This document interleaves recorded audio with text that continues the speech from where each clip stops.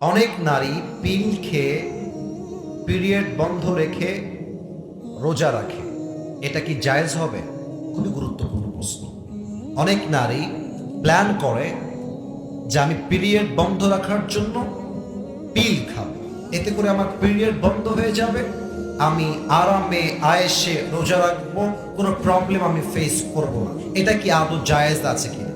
প্রথম কথা দেখেন, আমি প্রত্যেকটা যুবকদেরকে বলবো, মা বোনদেরকে বলবো, বোঝাবার সাথে আপনি যদি কোনো আমল কন্টিনিউয়াসলি করেন, please try to understand this point, একটু বোঝেন।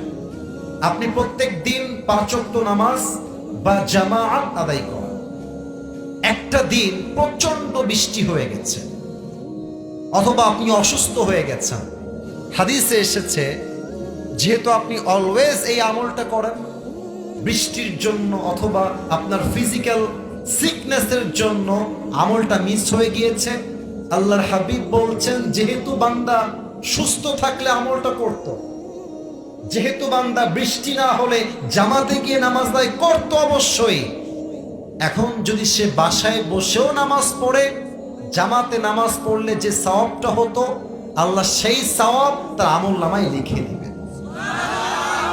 এক নাম্বার কথা, প্রিয় বোন, যেহেতু আপনি রোজা রাখতেন আল্লাহ জানেন, অতএব এটার জন্য পেরেশান হওয়ার কোনো প্রয়োজন নেই। যেহেতু এটা আল্লাহর দেওয়া একটা বিধান, আপনি বাড়াবাড়ি করবেন না।